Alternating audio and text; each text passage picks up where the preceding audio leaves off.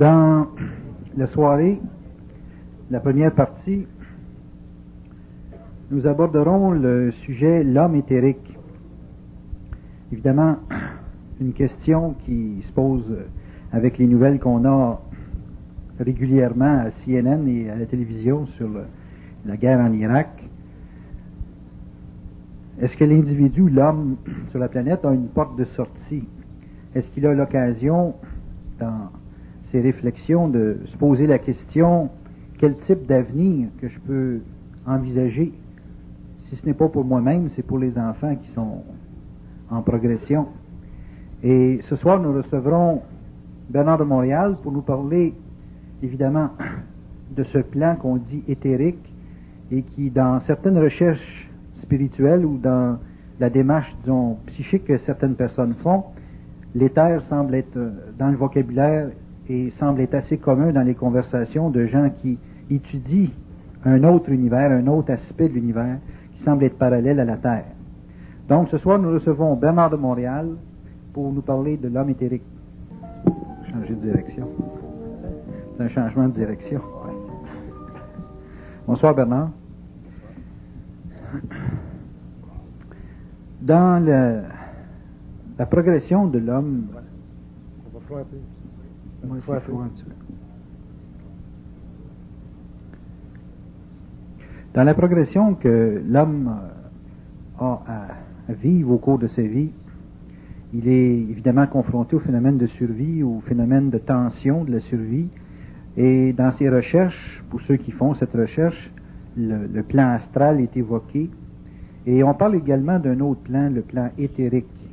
J'aimerais ce soir qu'on fasse un parallèle entre cette dimension qu'on parle l'éther et l'évolution de l'homme dans son processus planétaire. Est-ce que l'éther, c'est un domaine où c'est un espace particulier pour l'homme en évolution, ou c'est simplement la condition dans laquelle il devient éthérique après avoir vécu ou perçu une initiation? Donc la première question, c'est l'homme, dans sa progression, accède-t-il à différents plans, ou si tous ces plans-là font déjà partie de sa vie et qu'il les découvre au fur et à mesure de son existence? Ces plans-là font partie de sa réalité. À la naissance. Sa réalité, la réalité de l'homme est multidimensionnelle. L'homme, à cause de sa structure psychologique, à cause de son corps matériel, à cause des impressions qui s'impriment astralement dans sa conscience,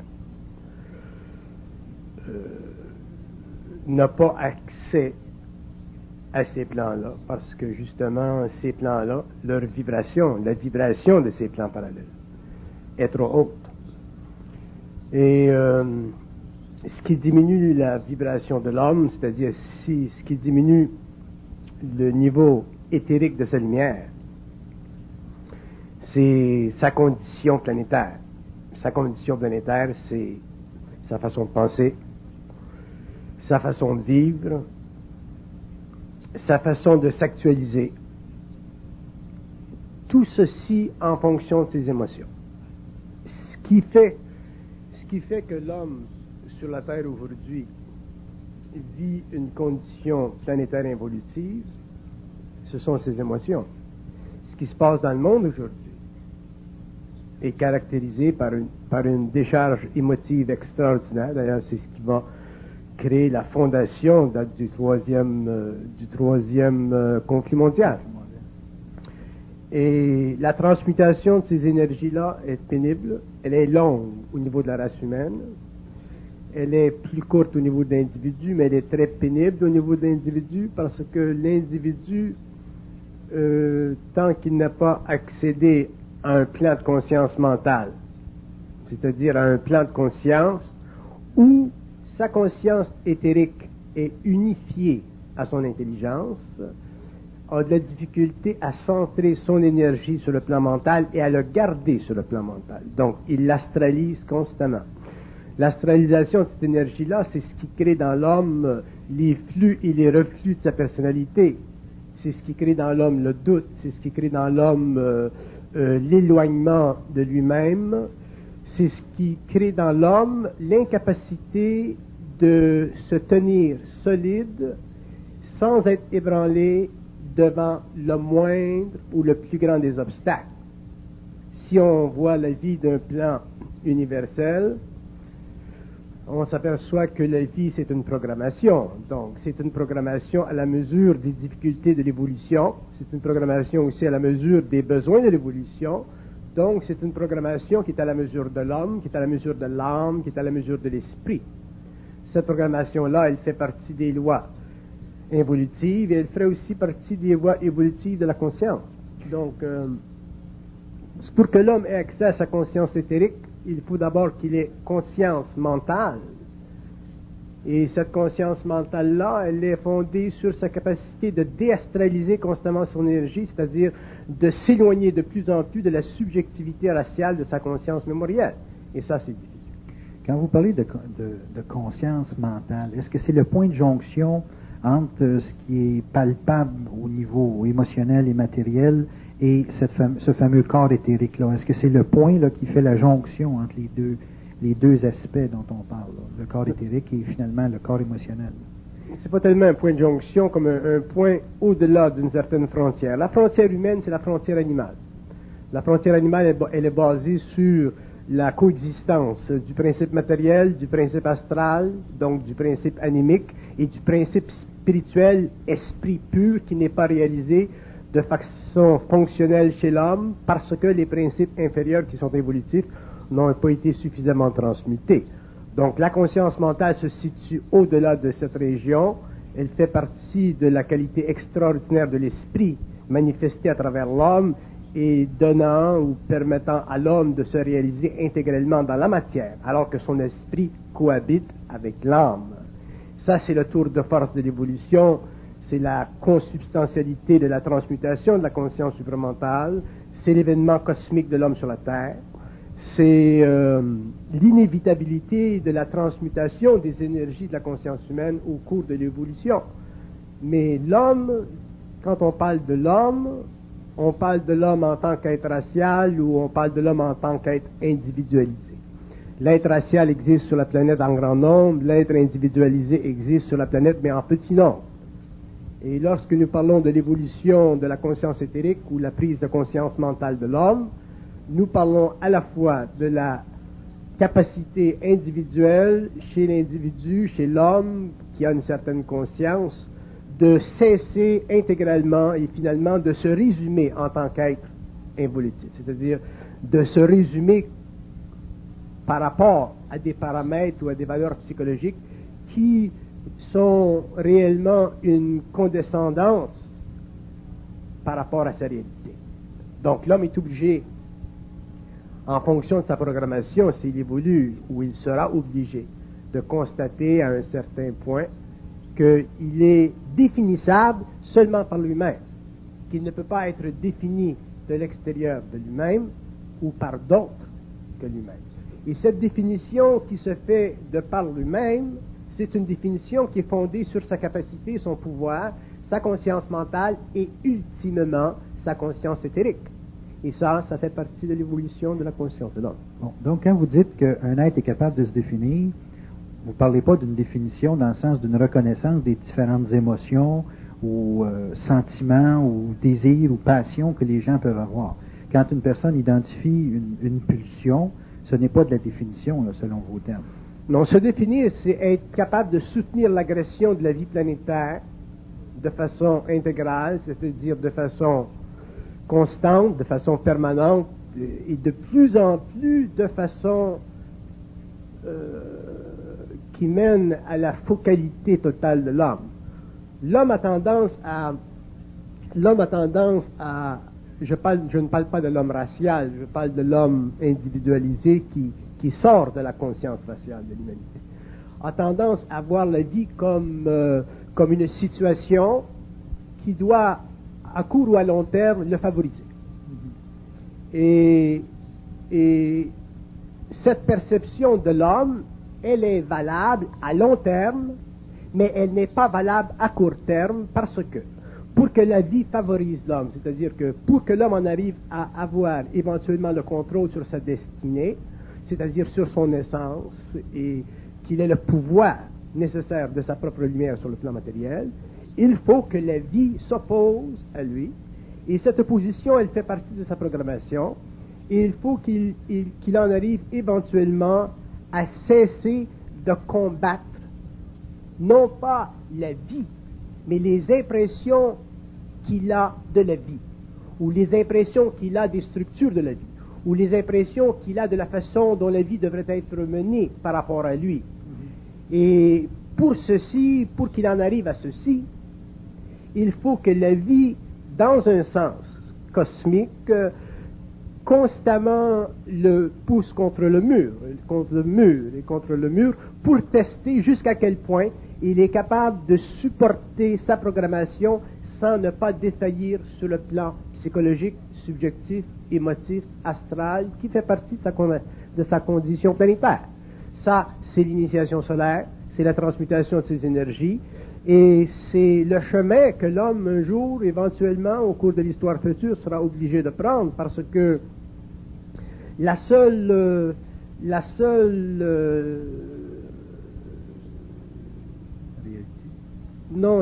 condition cosmique qui puisse atterrer l'homme, c'est la condition cosmique qui n'est pas intégrée.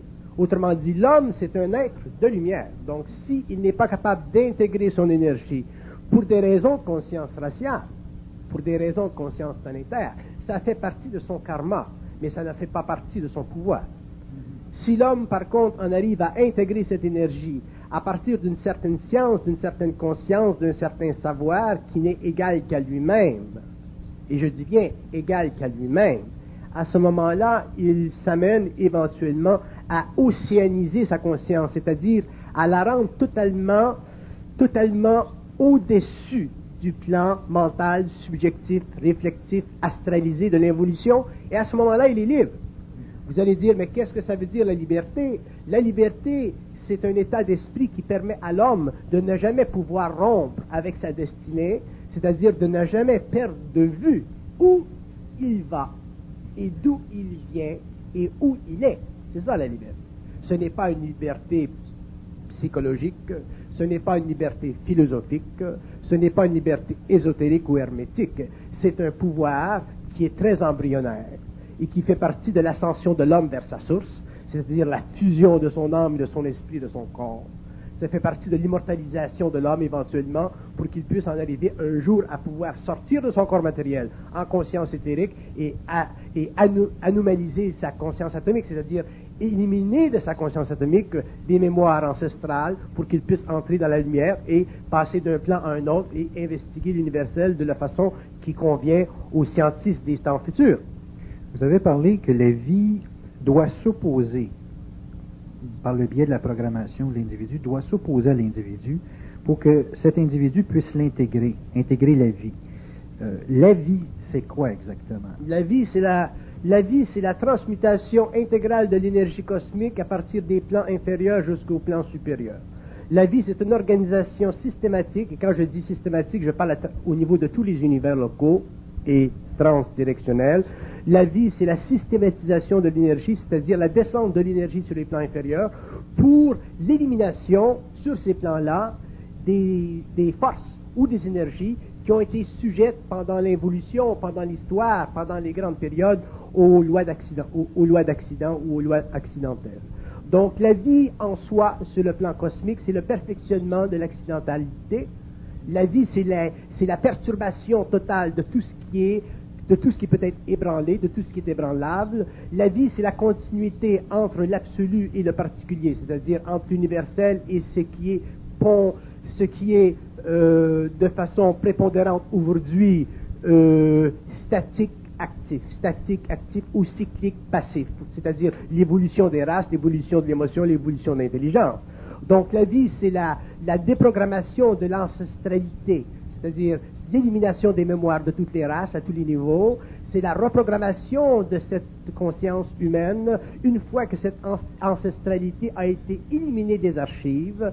La vie, c'est la conquête mentale de l'esprit, c'est-à-dire c'est le pouvoir de l'esprit sur le plan mental, de s'exécuter à travers différentes formes, de façon à ce que ces formes, éventuellement, soient dominées simplement ou seulement par leur propre volonté d'existence. Et quand je parle de la volonté d'existence, je parle autant de la volonté d'existence sur le plan matériel que sur le plan éthérique. La volonté d'existence, ce n'est pas une capacité psychologique, mentale, subjective qui fait partie de la personnalité. La volonté d'existence, ça fait partie du pouvoir de la lumière qui se réfléchit dans les corps, qui se permet à volonté de s'auto-diriger, de s'auto-définir, de s'auto-orienter pour que la civilisation passe du plan matériel au plan éthérique et éventuellement universalise les univers et aussi puisse éventuellement créer une certaine agglomération au niveau des continents cosmiques pour que les races se retrouvent, que les races s'unifient et que la dispersion des races que nous retrouvons dans la mémoire raciale de l'évolution cesse. Ce que nous vivons aujourd'hui au niveau des conflits, par exemple, entre l'islam et la judéo-chrétienté. Donc, la vie, ce n'est pas hermétique. C'est un avènement qui est perpétuel. La vie, ce n'est pas un mystère. Tout se comprend dans le cosmos. Mais pour que l'homme comprenne le cosmos, pour que l'homme comprenne la vie, pour que l'homme comprenne la mort, pour que l'homme comprenne la transmutation des énergies, qu'il comprenne la conscience, la volonté, la programmation, l'âme, l'esprit, le feu, il faut qu'il soit en harmonie intégrale avec son énergie. C'est-à-dire qu'il faut qu'il en arrive un jour à cesser d'être une personnalité, qu'il devienne une personne. C'est-à-dire qu'il faut qu'il en arrive un jour à éliminer intégralement de sa vie le doute qui constitue essentiellement la perte de vision de sa conscience planétaire par rapport à sa conscience cosmique. Est-ce que la personne qui veut, dans un sens, mesurer où il en est rendu dans son combat, en termes d'intégration de la vie dont on parle, est-ce qu'il a la mesure par les réponses qu'il se donne ou qu'il acquiert par lui-même, ou par le processus décisionnel qui lui permet d'exécuter ce qu'il veut dans le champ des événements de sa programmation? Est-ce que c'est ça qui lui permet de savoir qu'il a intégré la vie? Non. Ce qui lui permet de savoir s'il a intégré la vie, c'est la mesure de l'absence de crainte qui existe dans son corps morontiel. C'est-à-dire que l'homme, par rapport aux événements qui se produisent, soit sur le plan personnel ou dans le monde, vit le choc vibratoire des impressions. Le choc vibratoire des impressions crée la crainte. La crainte est simplement une impression. Et la mesure qu'il a, la dimensionnalité de cette crainte, ou la qualité subjective qu'elle communique en lui, c'est sa mesure, ou c'est la mesure qu'il a de lui-même. Mais vous parlez de crainte dans le corps morontiel. On aurait plutôt pensé de crainte dans le corps émotionnel. Non. Je parle de crainte dans le corps morontiel parce que le corps morontiel, c'est le corps éthérique. Mais le corps morontiel est en évolution, donc le corps éthérique est en évolution. Donc, il existe dans l'homme, dans la totalité de l'homme, des fuseaux d'énergie qui, dans ces corps-là, dans ces corps sublimes-là, dans cette conscience-là, créent de la crainte. Autrement dit, je vous donne un exemple. On entend souvent parler des gens qui disent « moi je n'ai pas peur de la mort » ou « moi je n'ai pas peur de la guerre » ou « moi je n'ai pas peur de ci » ou « je n'ai pas peur de ça ». Mais lorsque la mort vient, que la guerre vient, c'est là qu'on peut mesurer si l'homme est réellement astralisé dans son corps morontiel, c'est-à-dire que s'il y a dans ce corps de lumière un peu de ténèbres, donc un peu de crainte. Et c'est là que l'on mesure l'homme, c'est là que l'homme se mesure, c'est là que l'homme se définit, c'est là que l'homme existe, et qu'il existe dans sa réalité, et qu'il coexiste dans sa conscience avec d'autres aspects de lui-même qui peuvent ou ne peuvent pas être révélés maintenant, mais qui font partie consubstantiellement à sa réalité, présente de façon embryonnaire ou future de façon totalement transcendante. Cette crainte dont vous parlez, qui est finalement une vibration, qui passe par des impressions, quand l'individu a accès à une forme d'événement où il y a une matière à craindre, est-ce que cet individu-là, s'il ne craint pas, s'il ne vibre pas la situation, est-ce qu'il ne sera plus testé éventuellement dans le futur? C'est-à-dire, est-ce que le test ou les tests vont s'arrêter au moment où il ne vibre plus, ou si des tests, il y en aura indéfiniment, même si dans un temps, il ne craint rien? Si l'homme ne craint pas qu'il y ait des tests ou non, ça ne change plus rien à sa condition. Indépendamment de la quantité de tests. Indépendamment de la quantité. Si l'homme craint des tests, à ce moment-là, ont une conséquence sur sa condition. Autrement dit, la vie, elle est complexe, l'homme n'est pas seul, la vie planétaire est régie énormément par les lois d'accident. D'ailleurs, c'est ce que vous retrouvez dans toutes vos astrologies. Donc, ce n'est pas le problème de la conscience humaine ou de la conscience cosmique de l'homme, ce n'est pas avec les événements, avec les bombardements, des impressions de la vie. C'est avec la réaction de l'homme par rapport à ces bombardements. Donc, je ne vois pas que la vie cesse, je ne vois pas que l'homme, à quelque niveau qu'il soit, ne soit pas obligé de vivre par rapport à un bombardement événementiel de la vie à un niveau ou à un autre. Même lorsque l'homme sera sur le plan morociel, qu'il aura une conscience éthérique, l'homme sera obligé de travailler à d'autres niveaux, à l'exécution des forces de vie, à la créativité, et ainsi de suite. Mais il sera équipé de façon psychique ou mentale ou morocielle à un niveau tellement avancé qu'à ce moment-là, il ne pourra plus vivre l'événement accidentel de la vie comme il l'a vécu pendant l'évolution de sa conscience planétaire. Donc, pour que l'homme en arrive à ce stage, il faut qu'il vive l'événementiel jusqu'à ce que la crainte cesse d'exister en lui. Et la crainte existe dans l'homme pour une raison seulement, c'est que l'homme vit sur le plan matériel constamment, d'une façon ou d'une autre. On peut faire des analyses à différents niveaux, mais on arrivera toujours au même paramètre.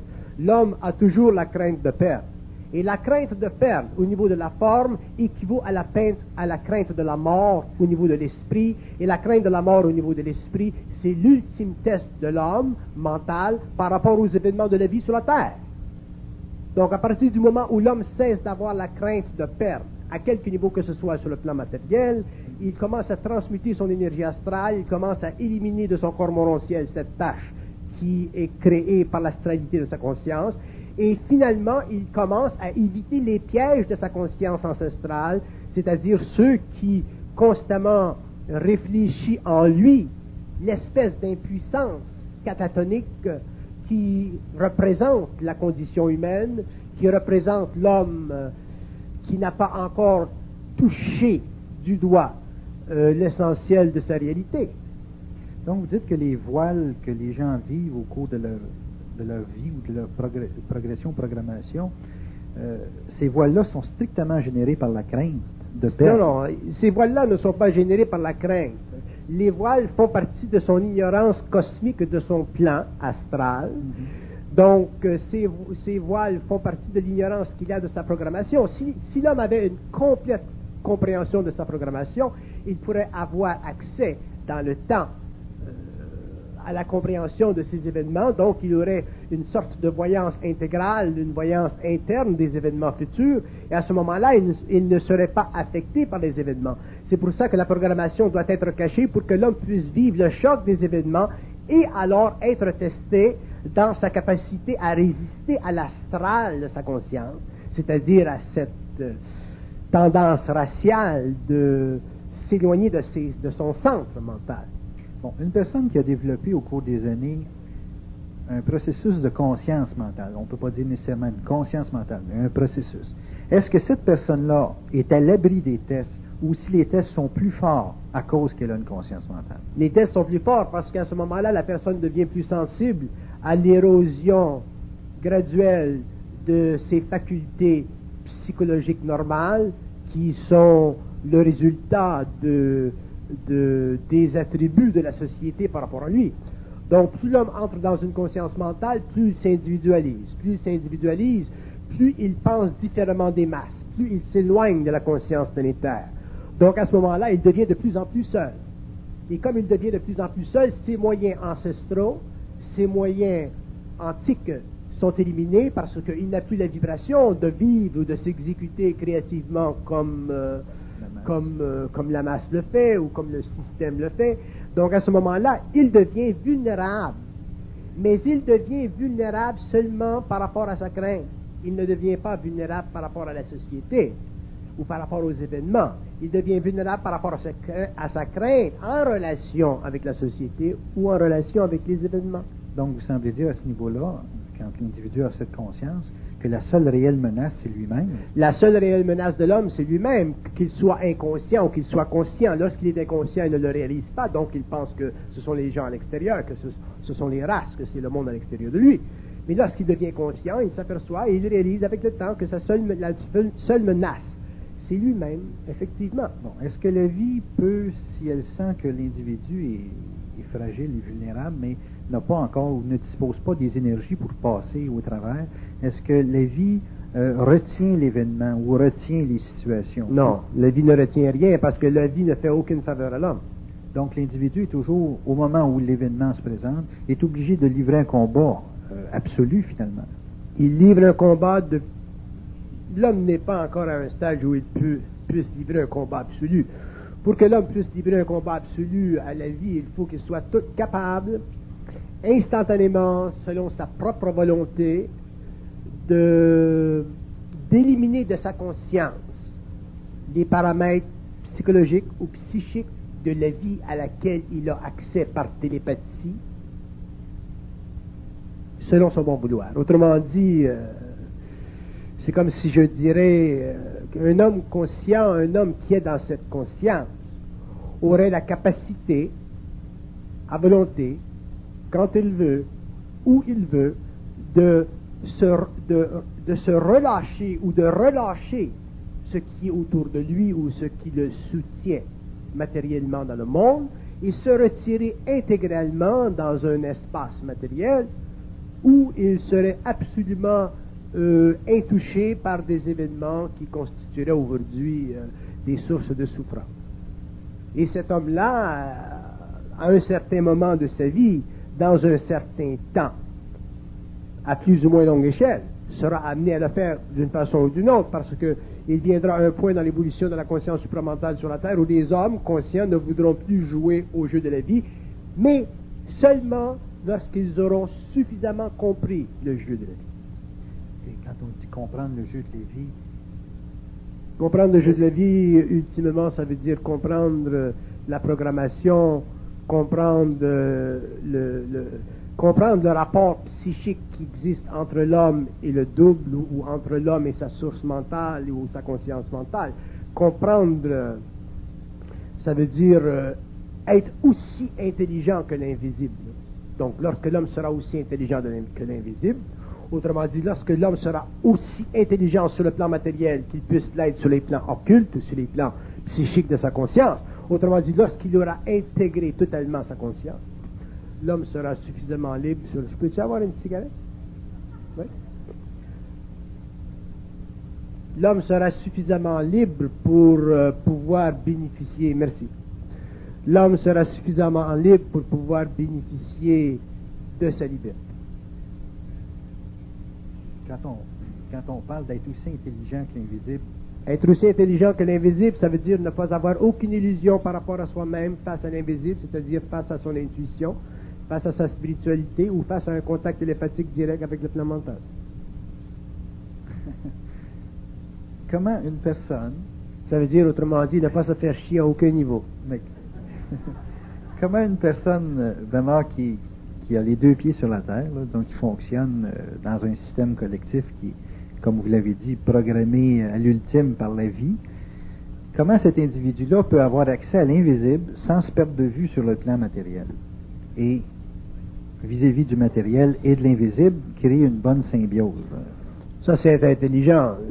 C'est difficile pour l'homme d'avoir contact avec l'invisible et ne pas se perdre de vue au début. C'est ce que j'appelle la spiritualité ou la naïveté.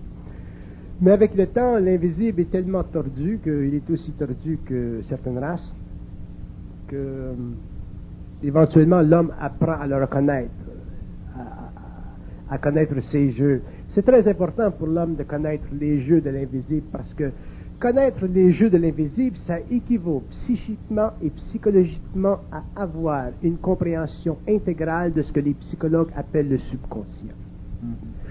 Donc, l'invisible, c'est le subconscient c'est l'invisible. Il y a différents niveaux de subconscient. Il y a le subconscient astral, il y a le subconscient éthérique, il y a le subconscient mental pur. Mais d'une façon ou d'une autre, l'homme a accès, peut réellement comprendre parfaitement les couches subconscientes de sa conscience. Et à ce moment-là, il connaît, il comprend l'invisible et naturellement, rendu à ce point-là, en général, il a accès à une communication télépathique avec ces plans-là. Mais ces plans-là sont des plans d'intelligence, ce sont des plans de programmation, ce sont des plans hiérarchiques, ce sont des plans qui varient dans leur contact avec l'homme selon l'évolution de l'âme, selon l'évolution de l'esprit. Mais d'une façon ou d'une autre, ce sont des plans universels, ce sont des plans d'intelligence, des civilisations très avancées, ce sont des mondes. Et c'est à l'homme, en connexion, en relation avec ces mondes, d'harmoniser son énergie, mais toujours en fonction de ses besoins, en fonction de sa réalité, en fonction de son autonomie et en fonction, ultimement, de son indépendance d'esprit. Si l'homme perd contact avec son indépendance d'esprit, dans ce rapport avec l'invisible, à ce moment-là, il va astraliser son énergie, la spiritualiser, et il ne sortira jamais de son ignorance, même si son ignorance est une grande forme de voyance, parce que à court ou à long terme, on viendra le chercher par derrière, on viendra essayer de le truquer. Mais une chose, quand vous parlez du double, vous semblez parler d'une partie de l'individu qui est parallèle à lui-même du point de vue matériel, mais qui est lui-même. Mais ça, c'est une partie invisible. Si on parle du double d'un individu, on parle de l'individu, mais sur une partie autre que le plan matériel. Quand on parle du double, on parle de l'individu sur le plan cosmique mental. Le double, c'est la partie cosmique mentale de l'homme. C'est la source intelligente de sa conscience. Donc, c'est l'homme. Non, c'est la partie mentale cosmique de l'homme. L'homme, c'est la partie psychologique, égoïque, planétaire, personnalité. Bon, est-ce qu'on peut affirmer que cette partie-là est invisible? Elle est invisible, oui. Bon.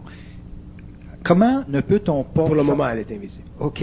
Comment ne peut-on pas faire confiance ou donner confiance à une partie de nous-mêmes? Vous ne pouvez pas donner confiance à une partie de vous-même parce que vous n'êtes pas conscient de des lois, vous n'êtes pas conscient de la réalité, vous n'êtes pas conscient du jeu qui se joue à une plus haute échelle pour faire évoluer votre autre vous-même qui est planétaire. Bon, mais la partie de moi-même qui est planétaire... C'est ça l'évolution de l'intelligence, c'est ça la conscience supramentale.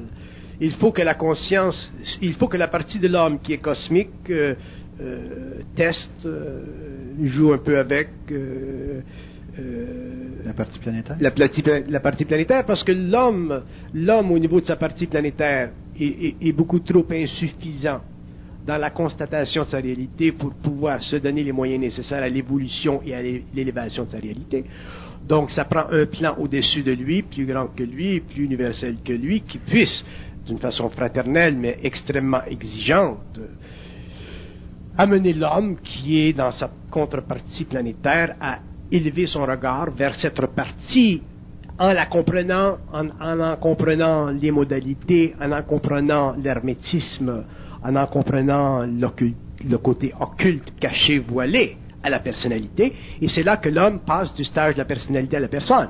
Donc, il commence à intégrer cette énergie pour qu'un jour il puisse être libre volontairement de sa conscience ou de son corps matériel. Bon, ce plan mental, ce double et nous, sur le plan matériel, qui finalement font un... Est-ce qu'on a les mêmes règles du jeu? Est-ce qu'on fonctionne avec les mêmes lois? Est-ce que ce double fonctionne avec les mêmes lois que nous, sur le plan matériel? Le double, c'est une conscience cosmique. Nous avons une conscience planétaire. La preuve que nous n'avons pas ou que nous ne vivons pas des mêmes lois, c'est que si vous preniez un homme sur le plan matériel et que vous disiez à l'homme, qu'est-ce que tu veux dans la vie? L'homme dirait, je veux une belle femme, je veux un beau char, je veux une télévision, je veux de l'argent en banque, je veux la paix, je veux une bonne santé. Et je veux être créatif. Et un petit peu de sexe. Bon. L'homme serait heureux. Mais cette condition qui est valable, qui fait partie du désir humain, c'est tout de même une condition planétaire. Donc, si l'homme a cette télévision, cette belle femme, ce beau chien, ainsi de suite, toutes ces choses-là, on dit qu'il a un bon karma. Mais, par contre, il peut se faire accrocher dans la maladie. Donc, que vous soyez roi ou pauvre, vous vous faites accrocher quelque part. Si l'homme est conscient, à ce moment-là, il commence à réaliser que quelle que soit la qualité de son karma ou quelle que soit la qualité de sa programmation, cette qualité-là peut être élevée, c'est-à-dire qu'elle peut être amenée à un niveau de conscience supérieur dans la mesure où il est suffisamment intelligent pour ne pas se faire prendre dans les griffes de son dos, c'est-à-dire pour ne pas devenir naïf, trop confiant, autrement dit spirituel. À ce moment-là, il aiguise son intelligence, et éventuellement son intelligence devient réellement unique, dans ce sens qu'elle est réellement intelligente, son intelligence. Mais l'homme ne peut pas accéder à son intelligence, à cette unicité de l'intelligence, sans qu'une intelligence supérieure en lui, qui fait partie de sa totalité cosmique, puisse travailler à élever cette intelligence. Sinon, l'homme, il n'y a pas un homme qui va se mettre, il n'y a pas un homme sur la terre qui va se créer des conditions d'initiation, il n'y a pas un homme sur la terre qui va se mettre dans une situation de souffrance. Il y a pas, parce que l'homme est beaucoup trop passif, il est beaucoup trop mexicain. Hein? Donc, excusez, si le double a préséance à cause de la très haute vibration, donc il y a une ascendance sur l'aspect planétaire, ce n'est pas normal que la personne, en tout cas pendant un certain temps, se laisse aller entre les mains de ce double. C'est normal, c'est inévitable d'ailleurs. C'est ce qui se produit avec tout le monde. Tous les gens que vous rencontrez qui prennent conscience d'une certaine... Tous les gens qui se sont joints à des sociétés comme les Rose-Croix, qui sont rentrés dans des sociétés spirituelles, qui ont fait une recherche, ainsi de suite. Tous ces gens-là se sont vus, ou certains ne se sont pas vus encore, mais tous ces gens-là, avec le temps, dépendant du niveau de connaissances auxquelles ils ont accès, vont ou seront amenés à réaliser le jeu qui se joue entre leur conscience planétaire et leur conscience intuitive, ou leur conscience médiumnique, ou leur conscience réellement télépathique, ou leur conscience cosmique. C'est inévitable. Il n'y a pas un homme qui prend conscience aujourd'hui, qui ne réalise pas dans 5 ans qu'il s'est fait avoir, ou dans 10 ans qu'il s'est fait avoir. Mais lorsqu'il réalise qu'il s'est fait avoir, lorsqu'il commence à comprendre le jeu, qu'il commence à réellement rentrer dans l'architectonique du mental, il devient très intelligent et éventuellement il ne se laisse plus avoir. C'est ce que j'appelle l'homme mental, la conscience mentale. C'est là que l'homme prend conscience de sa destinée et qu'il prend en main son émotivité et qu'il prend en main sa vie d'une façon réelle et intégrale. Et à partir de ce moment-là, cet homme-là cesse de vivre un petit peu à la fois parmi les hommes. OK, mais il vit sur d'autres lois. Il vit sur d'autres lois, oui. Et il vit sur d'autres lois et il crée d'autres conditions sur le plan matériel pour la manifestation de ces lois à l'intérieur du cadre de son existence planétaire actuelle. Donc, quand vous dites qu'il vit sur d'autres lois, ça veut dire aussi qu'il est en mesure de manifester dans le plan matériel, dans le plan planétaire, ces lois-là. Il est en mesure de manifester sur le plan matériel sa conscience par rapport à des lois qui font déjà partie de la fusion de son esprit avec son âme. C'est-à-dire qu'à ce moment-là, il est réellement un initié, c'est-à-dire qu'il est réellement un être qui n'appartient plus au monde de l'homme, mais qui appartient au monde de l'homme de demain, qui appartient à une race mentale, c'est-à-dire à une race dont l'esprit, l'âme et le corps sont de plus en plus unifiés par un processus de fusion et de transmutation de l'énergie. Bon. Donc, cet être-là ne fonctionne plus sur des lois à caractère planétaire. Il fonctionne. Il fonctionne encore. Il fonctionne sur des lois à caractère planétaire, mais il a la capacité, dans un temps ou dans un autre, selon sa volonté, de se soustraire de ces lois-là, selon l'évolution de sa propre programmation universelle, de sa propre conscience universelle. Mais la façon dont vous parlez de la loi du mental, c'est plus une sorte d'état de vie ou de mode de vie. La loi du mental, c'est une perception instantanée et sans aucune faille de l'esprit à travers l'ego, qui permet à l'homme de transcender sa personnalité pour ne vivre que dans le monde de sa personne, c'est-à-dire vivre sur le plan mental de sa conscience. Et un homme qui vit ainsi, quand je dis qu'il ne vit plus parmi les hommes, je ne dis pas qu'il ne vit plus parmi les hommes corporellement, je dis qu'il ne vit plus parmi les hommes conditionnellement. Okay. Donc, à ce moment-là, si les conditions parmi les hommes ne suffisent plus à l'équilibre de ses énergies, il créera d'autres conditions pour se donner à court ou à long terme le destin nécessaire ou les conditions nécessaires qui l'amèneront plus loin dans l'évolution de ses corps subtils et dans l'évolution de sa conscience supérieure. Si pour le plan planétaire, c'est-à-dire l'homme qui vit planétairement, Le bonheur s'identifie à une forme de consommation. Le bonheur de l'individu qui est sous ces autres lois-là serait représenté par quoi? La paix. Strictement une vibration de la paix. Et le moindre trouble dans cette paix le rend extrêmement vulnérable parce qu'il est extrêmement sensible. Et comme il est très sensible, donc très vulnérable, il sera obligé de se rendre totalement invulnérable. Et cette capacité qu'il a de s'invulnérabiliser fait partie de sa capacité mentale d'établir sur le plan matériel ou à l'intérieur des conditions planétaires ses besoins. Parce que l'homme inconscient racial, l'homme ancestral est beaucoup moins vulnérable à sa conscience que l'homme conscient. L'homme conscient est très vulnérable à sa conscience. Il est très vulnérable parce qu'il voit le jeu, il sent le jeu, il sait le jeu. Et dans la mesure où il est capable de vivre à l'intérieur de ce jeu, il va demeurer stable à l'intérieur de sa condition planétaire ouverte. Mais à un moment donné, où dans le temps où il n'est plus capable de subir le jeu, il va automatiquement s'exorciser, se sortir, s'éliminer, il va rentrer chez lui.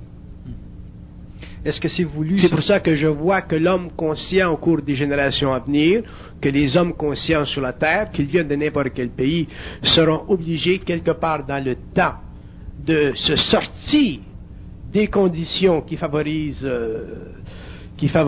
l'évolution pour se créer en parallèle des conditions qui favoriseront leur évolution. Si vous me demandez quelles seraient ces conditions, probablement que je n'en parlerai pas parce que c'est inutile de créer des formes pour l'homme. Mais je sais que l'homme conscient, l'homme supramental, l'homme qui aura intégré son énergie, à un certain moment de son évolution ou de sa vie sur le plan matériel, à un certain moment, sera forcé par la vie, par les forces accidentelles de la vie, de se retirer du voisinage avec tout ce qui peut débalancer ses corps subtils pour qu'il puisse entrer dans une nouvelle paix, dans une grande paix, et finalement facilement entrer en contact avec des plans d'intelligence qui conviendront à la subtilité morontielle de son corps mental. La paix dont vous parlez, il y a certaines personnes des fois qui la recherchent parce qu'ils sont surstimulés par les jeux de la consommation, par l'agression de l'information aussi, télévision, radio, ces choses-là. Cette paix-là, est-ce qu'elle est méritée ou est-ce qu'elle est voulue? Est-ce que c'est un individu qui la veut, la paix, qui la crée, la paix, ou si simplement à cause de tout son combat, il finit par la mériter, dans un sens? C'est pas le résultat d'un mérite, c'est le résultat d'une volonté extrême. Hein? Extrême. Vous appuyez sur le mot extrême. Ah oui. Une volonté extrême, je dirais même une volonté absolue, inévitable. Sans cette paix, c'est la détérioration du corps physique. Un homme conscient, un homme qui a une certaine conscience, un homme qui est très près de lui-même et qui serait empêché d'avoir accès à cette paix à un certain moment, disons par force physique, il serait forcé de sortir de son corps matériel. Autrement dit, il mourrait volontairement pour renaître sur un autre plan, mais non pas sur le plan astral. Mais ça, c'est pas s'échapper, ça. Non, ça c'est réellement être libre. Parce qu'il y a des gens qui disent, ils vont me suicider, je peux pas avoir... Non, je ne parle pas de suicide. Ouais. Non, je ne parle pas de suicide. Je parle de sortir de son corps matériel, au niveau du plan éthérique. C'est pas du suicide. Puis vous revenez. Tu reviens si tu veux. Non, mais c'est parce que je veux savoir s'il y a un billet de retour sur le... C'est la crainte, ça. C'est pour... On veut toujours un billet de retour. Oui, mais la question qu'on se pose, c'est qu'à un certain moment donné, quelle est la mesure où un individu lâche prise dans ce qu'on pourrait appeler un test ou une tension qui finalement, beaucoup de gens dans le processus de conscience disent, bon ben là j'intègre. Puis quand il parle d'intégration, il parle toujours de combat, de lutte, de souffrance. Et puis, oui, mais tant que l'homme c'est un drôle d'animal. Hein. Tant que l'homme dit je suis conscient, tant que l'homme dit j'intègre, tant que l'homme dit moi j'aime ça l'initiation solaire, moi j'aime ça les souffrances, vous pouvez en envoyer, hein. Il est réellement bête et stupide parce qu'il va en avoir plein son casse. Ouais. Et lorsque l'homme aura fini tout ce processus de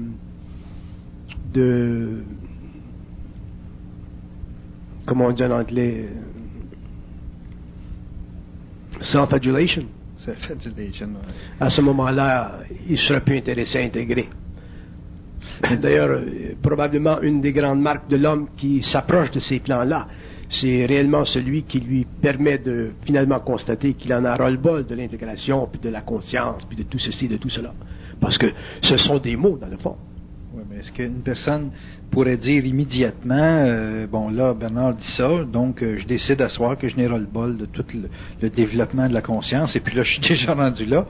Il y a quand même quelque chose qu'il faut avoir traversé avant de dire qu'on a vraiment, on en a ras-le-bol. Faut que ça vienne de soi. Parce qu'il y a des gens qui souffrent inconsciemment, puis il y en a d'autres qui souffrent avec un autre niveau de conscience, mais il y a des gens qui souffrent à répétition des mêmes problèmes pendant des années. Oui. Et puis, la façon dont vous parlez, c'est que le ras-le-bol que vous parlez, c'est un ras-le-bol final.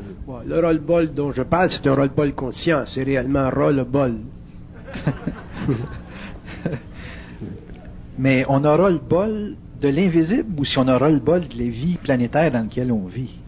Ou on a c'est pas la vie planétaire qui est le problème, c'est l'invisible. Pour l'homme inconscient, c'est la vie planétaire, c'est pas l'invisible. Pour l'homme conscient, c'est l'invisible, ce n'est pas la vie planétaire. Donc, pour l'homme réellement conscient, c'est les deux. C'est-à-dire l'invisible qui est extrêmement présent et la vie planétaire qui est extrêmement inconsciente. Bon. Donc, un homme conscient sur une planète telle que la nôtre, il doit réellement choisir les endroits où il va, ou les milieux où il se mélange, pour pouvoir vivre ou astraliser ses énergies d'une façon qui puisse avoir un plaisir velouté.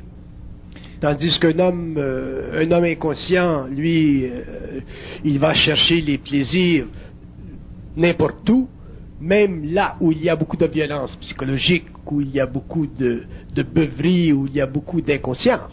Tandis que l'homme conscient qui cherche un plaisir planétaire, c'est-à-dire une certaine vibration astrale pour faciliter le fait qu'il vit sur une planète expérimentale, il va être obligé de choisir ses endroits. Donc, quand vous parlez d'un ras-le-bol planétaire, vous parlez d'un ras-le-bol de consommation, une saturation. Et ça, l'individu peut avoir à répéter ça dans sa vie. Je voudrais juste terminer. L'autre ras-le-bol que vous parlez, il est beaucoup plus vibratoire. C'est pas le ras-le-bol dont je parle. Le ras-le-bol dont je parle, c'est... ça dépend à quel niveau vous parlez. Si vous parlez de ras-le-bol de l'homme qui est inconscient, ou de ras-le-bol de l'homme qui est spirituel, qui a beaucoup d'illusions encore, ou de ras-le-bol d'un être qui est conscient, qui sait comment ça fonctionne, à ce moment-là, le ras-le-bol change au niveau de l'intensité de la volonté derrière. Un homme conscient qui en a ras-le-bol, il en a ras-le-bol par rapport aux forces en lui qui manipulent les énergies de la vie pour le faire avancer. Et à ce moment-là, selon la qualité de son ras-le-bol, il est capable de prendre des décisions extrêmement fixes, extrêmement focalisées, pour se sortir des conditions qui lui ont donné ras-le-bol. Il a autorité. Il a autorité totale sur sa vie. Hein, oui. Tandis que l'autre ras-le-bol, on n'a pas d'autorité. Non, l'autre ras-le-bol, c'est de l'écœurement qu'il vit. C'est ça. De l'écœurement, c'est une chose. Ras-le-bol, c'est une autre chose.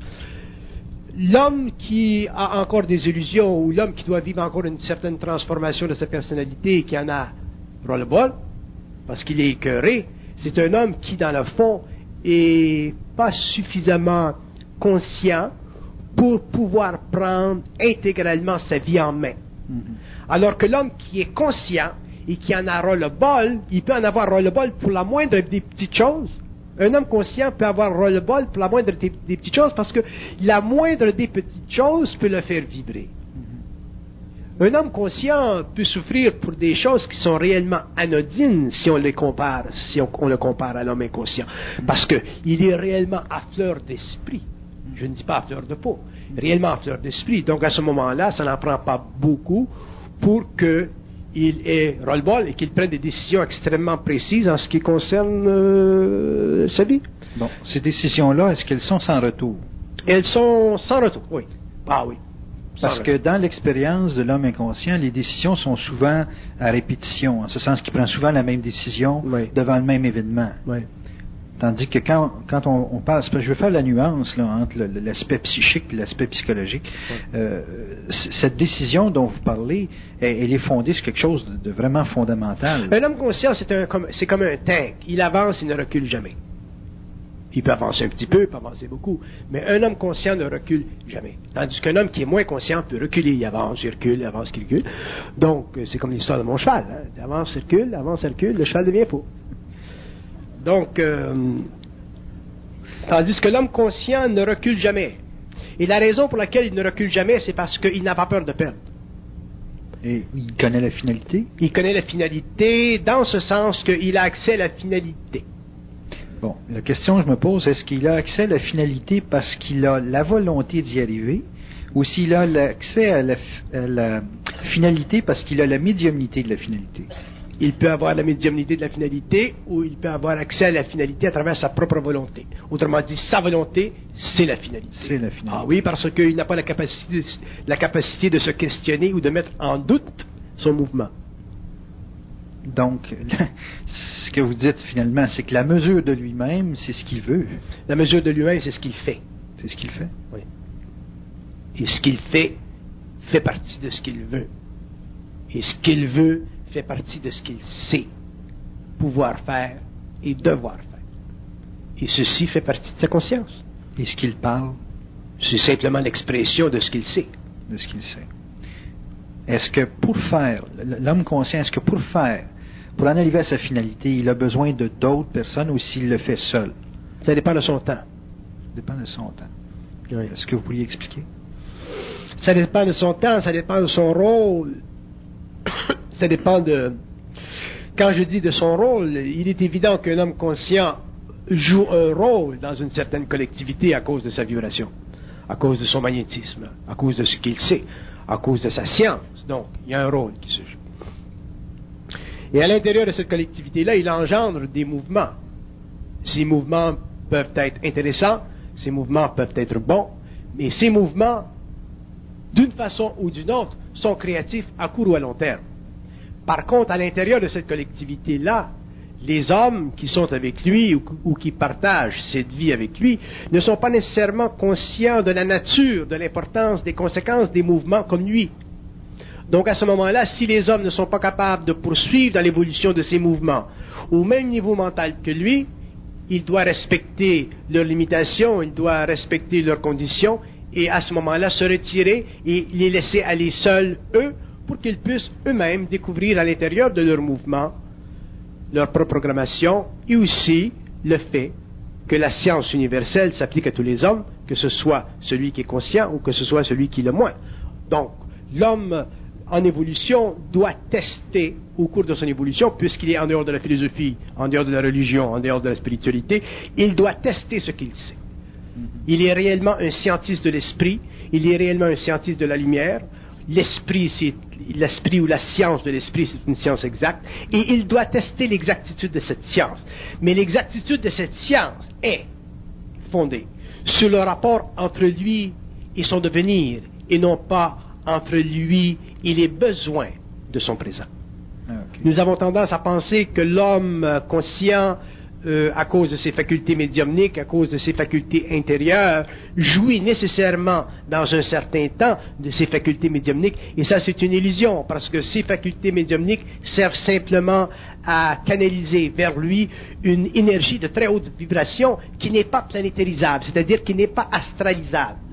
Et comme elle n'est pas astralisable, cette énergie-là, l'homme ne peut pas l'utiliser pour des fonctions psychologiques, égoïques, qui sont reliées à la planétarisation de son astral. Il est obligé d'utiliser cette énergie-là à un autre niveau, à un niveau où il est réellement libre, c'est-à-dire au niveau de sa conscience éthérique, au niveau de son corps morontiel, au niveau où il teste réellement la scientificité ou la spécificité mentale de ce qu'il sait.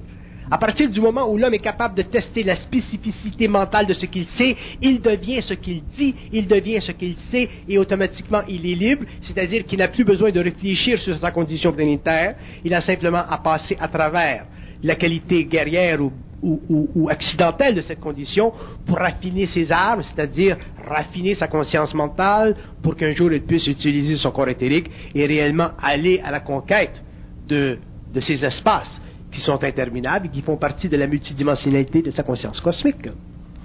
Nous ne pouvons pas et nous ne devons pas être, nous devons, à un certain moment de l'évolution future, laisser tomber derrière soi les anciennes illusions spirituelles de l'humanité, que ces illusions viennent de l'Orient ou que ces illusions viennent de l'Occident, que ça vienne d'un hermétisme oriental ou occidental, et nous devons éventuellement en arriver à constater que la spécificité de ce que nous savons doit être à la mesure de ce que nous pouvons, afin de pouvoir réellement prendre conscience intégrale de ce que nous sommes, et à ce moment-là, réaliser intégralement que ce que nous savons et ce que nous sommes fait partie de la conscience supramentale qui a été annoncée sur la Terre, qui est inévitable, et qui fait partie de la conquête des zones cosmiques de la conscience humaine, qui fait partie de la conquête des autres temps, qui fait partie du contact entre l'homme et d'autres intelligences, qui fait partie des autres sciences.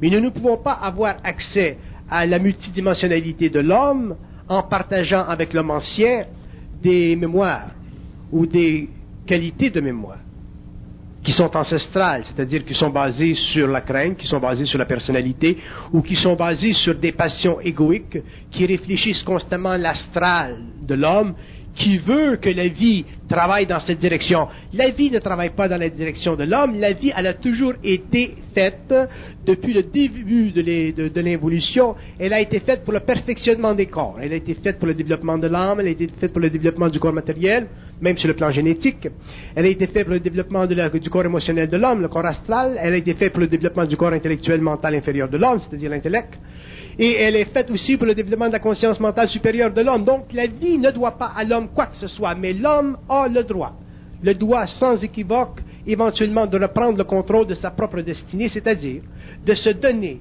dans la vie,